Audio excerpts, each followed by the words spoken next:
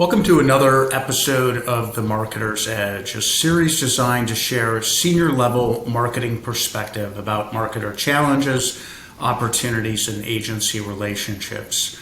Our goal is to help marketers and agencies learn from other marketers across different industries. Today we're talking with Timothy Brown, the Executive Director of Marketing and Communications for the University of Chicago Medicine. Tim, thanks so much for joining us today. How have you been?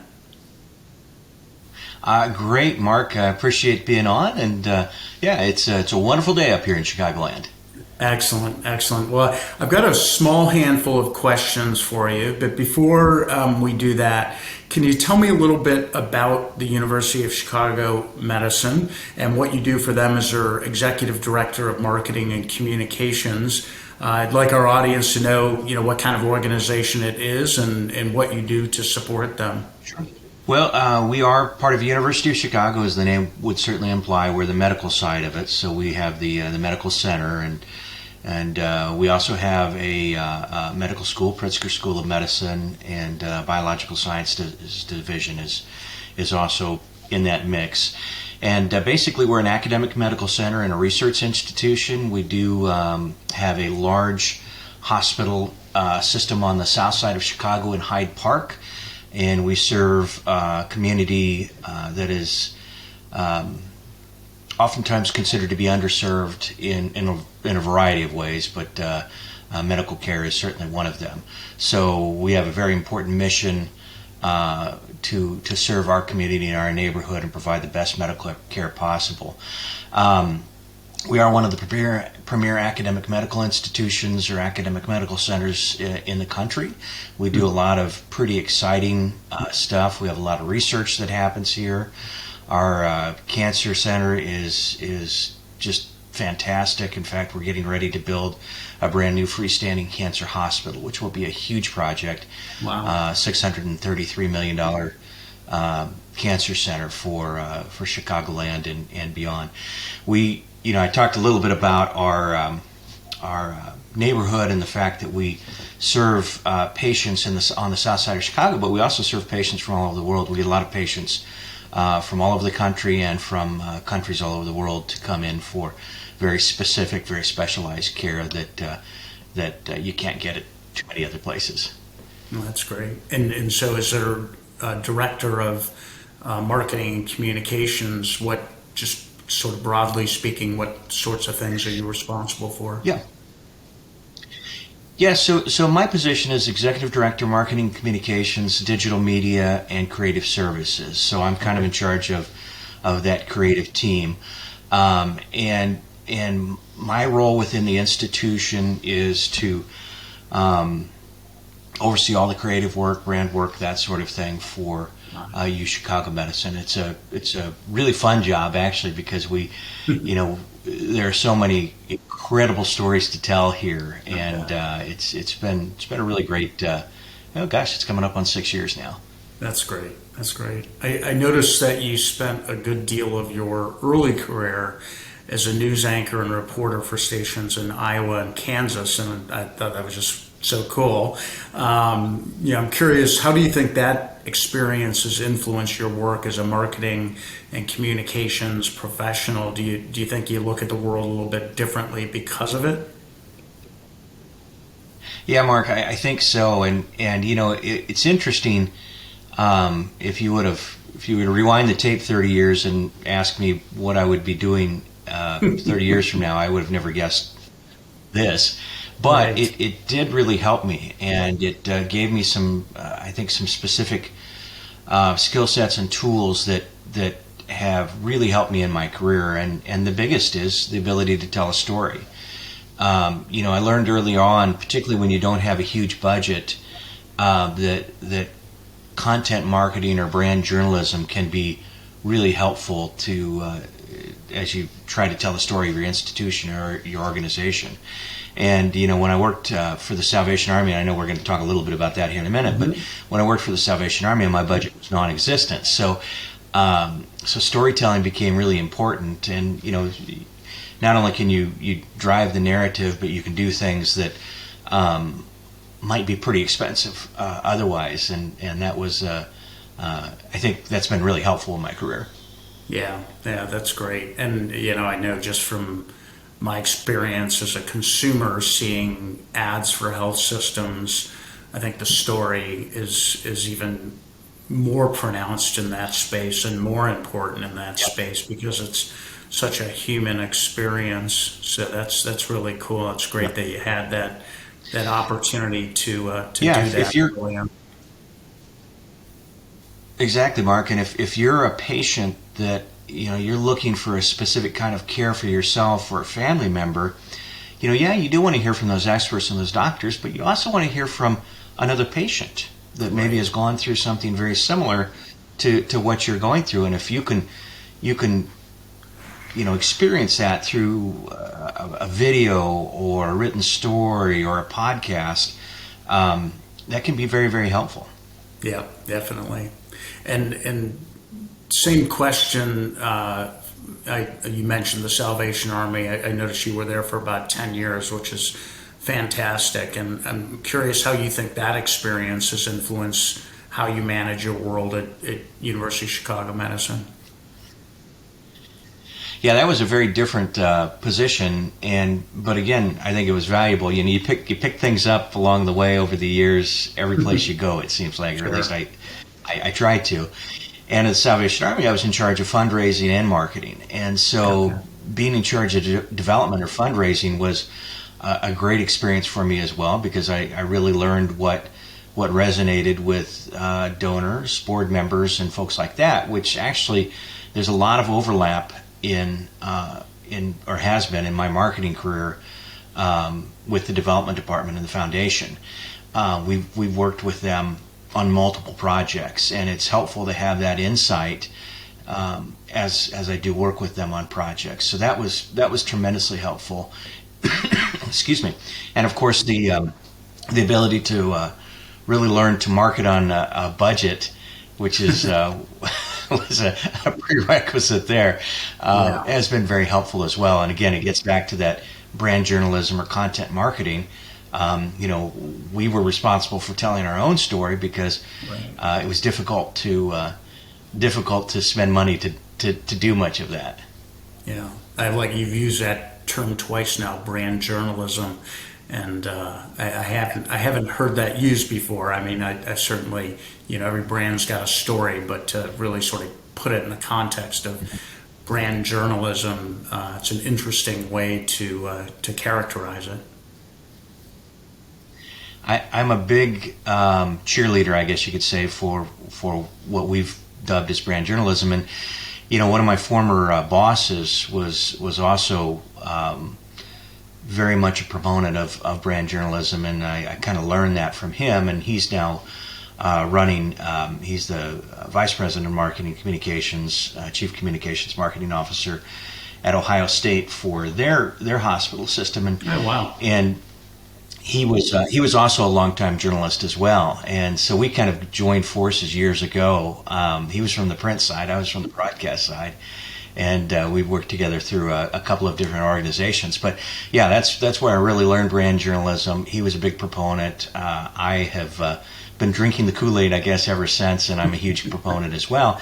I just think it's, particularly when you work for an organization in healthcare, and I love healthcare. It's the stories are rich, they're deep. We've had some incredible things happen here. And one example I'll share with you, we had 2 triple organ transplants. They were back-to-back triple organ transplants. First time it's ever happened in the history of the world, quite frankly. We did that in our hospital just a few years ago, and the heart, liver, and kidney on 2 patients. And it just happened that way, that they both had been in the hospital, and the organs became available, and our transplant teams worked on that over the space of almost 3 days, nonstop. Just a grueling experience, but an incredible experience. And the stories that came out of that were just mind-boggling. And in fact, one of the transplant patients, a young woman, actually works at our hospital today, and she's doing great. And every time I run into her, her mother is volunteered at the hospital too, but I run into her, and it's like, it gets you right here. Her story, she she was from the Detroit area, and she had gone to multiple hospitals in that area, and one of the last hospitals told her parents to start making hospice preparations, end of life preparations, which would be heartbreaking as a mother or father. And so, kind of as a last ditch thing, they reached out to us, and our heart transplant guy, who personally I think is probably the best at it in the world, Dr. Valjeevanandam is his name. He said, "Yeah, we're going to do it." And they brought her in, and they did it. And it's an incredible story. Gave her her life back. Awesome. So how can you not be a storyteller if you work in an institution that does things like that? I mean, I get a little choked up every time I think of that story, because it's just such an incredible thing. I'm a parent myself, and I can't even imagine. That's that's when I talk about brand journalism. There you go. You got me going here. And once you wind me up, we can go on for a long time. No, not a problem. Yeah. Well, I'm going to change direction a little bit here.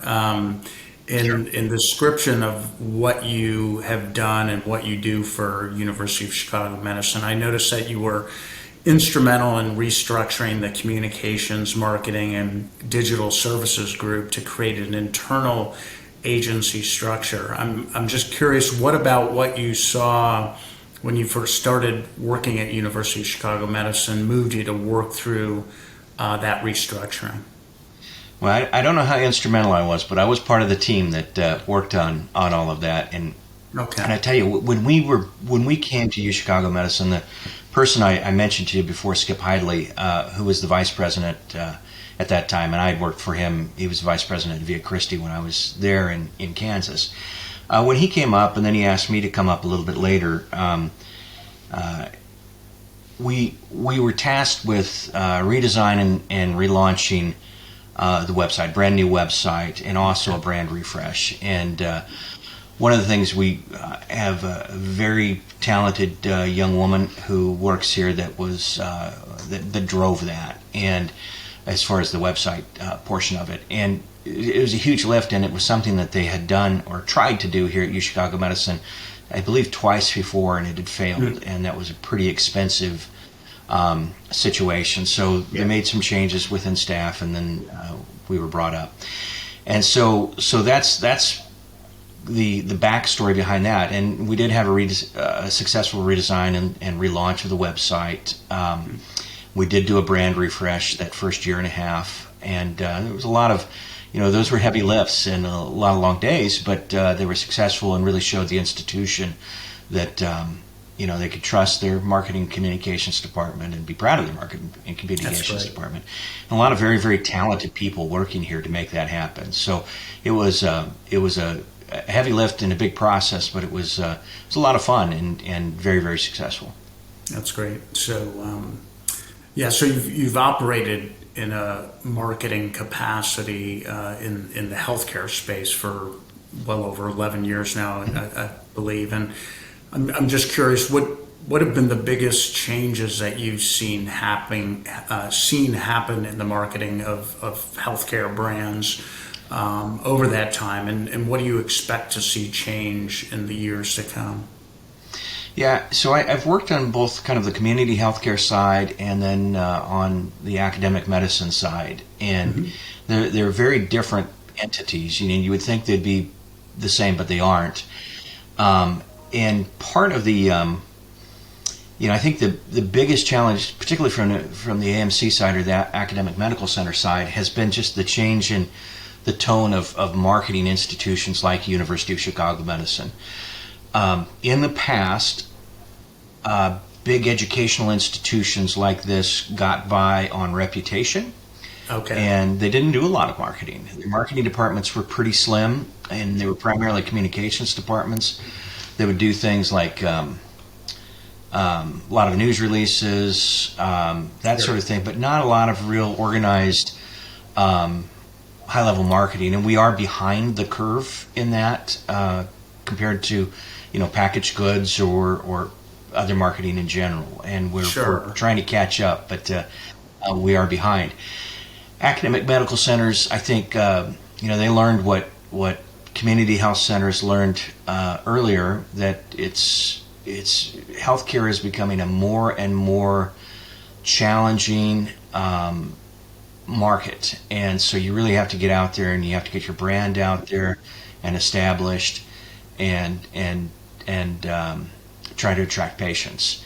And that's been the biggest change probably in the last 5 to 10 years, I would imagine, or probably Yeah. stretches a little bit longer than that. So before you talk about the future, I'm curious, like, Sure. with University of Chicago Medicine and maybe other academic medical institutions, was it the competitive advances that, the more aggressive use of marketing that kind of pushed organizations like yours into dialing up marketing, or was it just the nature of the market, consumers just having freer choice of and visibility of medical options? What sort of pushed groups like yours to become a little bit more active in the marketing front? I think all of the above, to be honest with you, Mark. Okay. I mean, you see more specialty care organizations too. You see, dedicated cancer hospitals, for example, Right. dedicated derm treatment areas, things like that. And, then you have kind of the big behemoths that are starting to get into healthcare. You hear about Walmart, Amazon, folks like that Right. are starting to get involved in healthcare. And you can't just sit back and wait for the patients to come to you anymore. So yeah, I think it's a combination of things. People have more options, which is great. I mean, I think that's great for the marketplace, great for the patient. But you also have, and you have healthcare entities that are getting more aggressive with marketing outside of the academic side. And from the AMC side, there was a time when people kind of woke up and said, hey, we're losing patients to some of these other entities. We've got to get more aggressive. So it's been a bit of a challenge because clinicians and researchers and educators in the academic world oftentimes kind of think it's marketing is maybe not something that they really need to do. And there's two schools of thought on that. Some are like that, and then some are very aggressive and want you to market for them. You might have a physician or somebody that wants you to spend your entire budget on them. But it's interesting. It's you have to kind of balance the options out for people. And of course we use our annual operating plan to really give us kind of the scope of where we're going to spend our money every year, and that's kind of a 10,000 level view of it, I suppose. Yeah. So as you look ahead over the next few years, if you put your fortune telling hat on, what do you see as being some of the biggest changes in the healthcare space?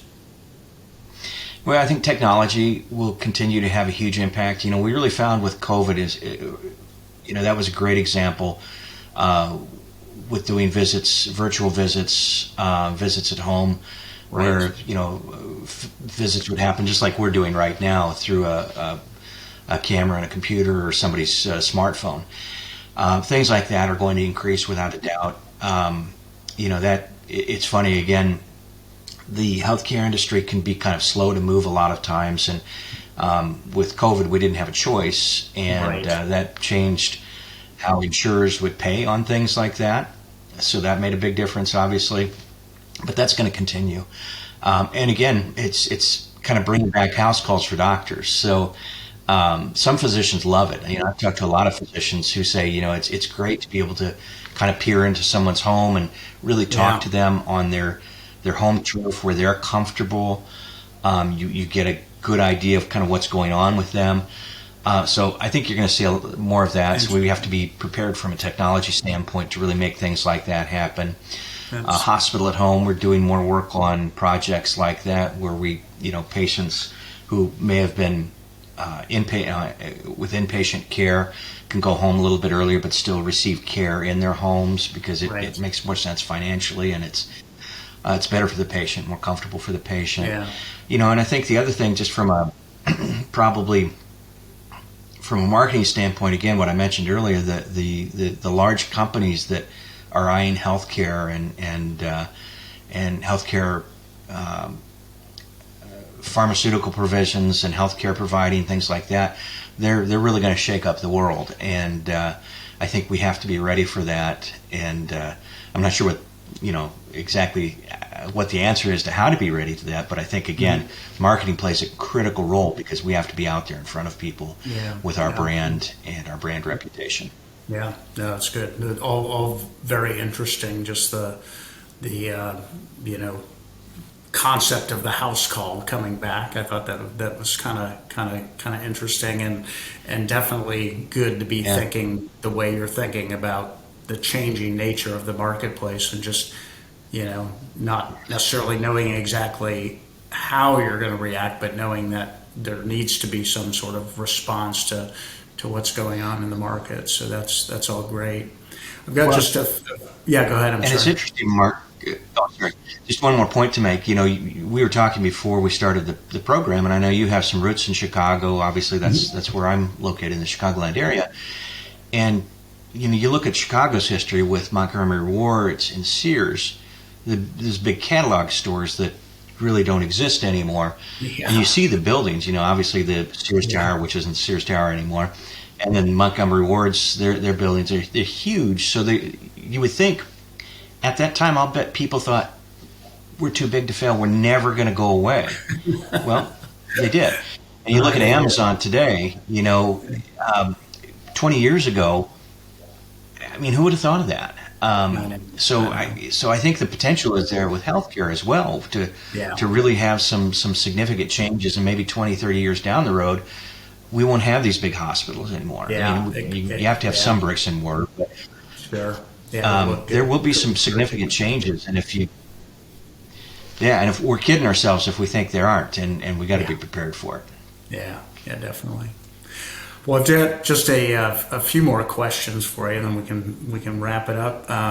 Do you currently work with any marketing agencies, and if so, or what are you using them to help you do? Yeah, we certainly do use agencies, and we just signed with a new agency, and they're critical to what we do. When we say we have kind of an in-house agency, it's very small, and so we use agencies to do kind of the initial work on creative and come up with kind of the big ideas, do the creative for like television commercials and things like that, and then we come behind them and we'll use their vision and do kind of the day-to-day work, I guess you could say. Agencies are a very important part of what we do. Collaboration with agencies is important. I think we're on our third now in my time here, so we do kind of switch through agencies every 2 to 3 years, which keeps it fresh. It's probably good for us and good for the agencies as well. It's we've had some great partnerships with agencies over the years. They're a lot of fun to work with, and I was just going to ask, other than sort of the creative work, what other value do you see in using an agency? Research is very important, and agencies are tremendously helpful with that as far as our brand research, our brand reach, our brand, brand trust, and what people are kind of thinking about us. We do focus group work through agencies, things like that. So, media placement. There's a lot of uses for agencies. They're not going anywhere. That's for sure. We use them heavily. So, any advice you'd give to marketers thinking about bringing a new agency on board? Yeah, probably you have to find an agency that has kind of the right tone to fit your brand. Institutions are so different. We tend to be kind of conservative, traditional brand here at U Chicago Medicine. So we have to find an agency that understands that and respects that. We like to use local agencies when we can. I mean, it's Chicago, so there are a lot of agencies here, and kind of there's great talent here. So, but saying that, we've actually had an East Coast agency when I first started here too. So it's not hard and fast there. But yeah, look for somebody that kind of matches your tone and your voice, unless you want to make a significant change. Take them for a test drive. Our last agency we had, when we narrowed it to the final 3, I believe it was, we gave them a project, and of course we paid for it, but we had them each come up with a plan for a specific campaign that we were interested in, and then we socialized and showed that campaign kind of around to some of our various leadership, because you do have to get buy-in, obviously, from senior leadership and physicians and faculty. So it was a great way for them to see kind of what could happen and what could be done, and that was very helpful. Yeah, it's a great approach, definitely. So my last question is, if an agency was trying to knock down your door and attempting to win business from you, what advice would you give that agency? I was thinking about that one. That's a tough one. Again, I think just impress people with your creative. That's the first thing, at least that generally I look at with an agency, is to see what your creative is, and it's a tough one, because unless you're specifically out there looking for an agency, you don't want people to be too aggressive, because I get a lot of phone calls and emails. But yeah, I mean, persistence, I think isn't a bad thing. But yeah, impress with your creative. That's probably the best piece of advice I could give. Okay, that's great. Well, listen, Tim, really appreciate the time today. You've got a great background, and you've shared some great insights that I think will be really helpful to those listening to today's conversation. So wish you all the best, and say hi to Chicago for me, and hope you have a great rest of the week and nice weekend. I'll go have a Chicago hot dog for you today. How's that? All right. Sounds good. Thanks so much. Thanks, Mark.